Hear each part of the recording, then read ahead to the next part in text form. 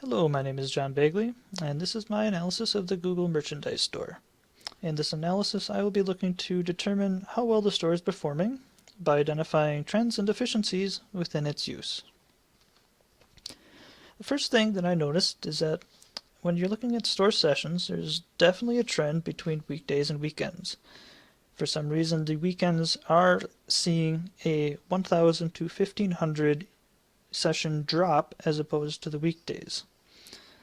And at first I thought this might be because there were just less people shopping during the week and maybe purchasing during the weekends, but this doesn't really seem to be the case because the pages per session remain quite consistent throughout both the days and the weekends. So it is tough to tell why this is exactly happening, but there's a possibility that this could be because weekends tend to be quite a lot busier for users, and they just don't have as much time to take a look at the Google Merchandise Store. Other than that, more research would have to be done in order to determine better why this could be the cause, or what could be the cause of this. When looking at the demographics on the store, the age demographics are generally fairly young. The largest groups lie within the 18 to 34 year range, and that range consists of about 65% of all sessions generated by the store.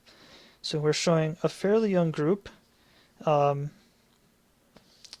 is generally male, because there's a 3-to-1 ratio between males and females. And this is something that sort of makes sense, because, I mean, generally more tech-savvy people, more people that go into the IT fields or programming fields for jobs tend to be male over female traditionally. So I don't see anything quite wrong here, or quite surprising here. When I moved to conversions, though, I did notice that the e-commerce conversion rate is sitting at an abysmal 1.69%, while the average order value seems to be actually quite high at $177 per order. When I tried to determine why that conversion rate was so low, I looked into where our users are coming from. A quite high number of the users are coming from both the social and the organic search channels. The social channel is only generating a 0.03% e-commerce conversion rate, while the organic search channel is only generating a 1.18% e-commerce conversion rate. If we were to take both of those channels out of the equation, we would notice that the e-commerce conversion rate would rise to a much healthier 6.04%. So there's definitely a deficiency within the channels that are most popular for the store. For my recommendations, I would say the first thing to do would be to target the demographics that we are showing. The users that are viewing the store are both young and male. And since Google is a tech-savvy tech company, most of them could be assumed to be tech-savvy users. So I would recommend that Google develop more products that appeal to tech-savvy young males. And in doing so, they might notice more items selling.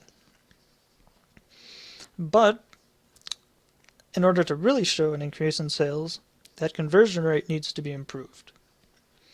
The average sale is high, $177, but social media and organic searches are bringing the numbers down, the conversion rates down.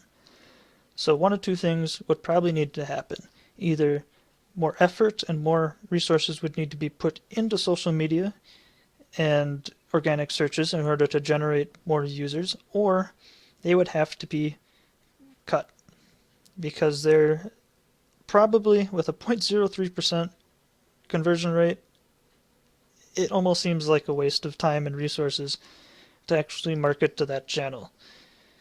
But opportunity is quite high.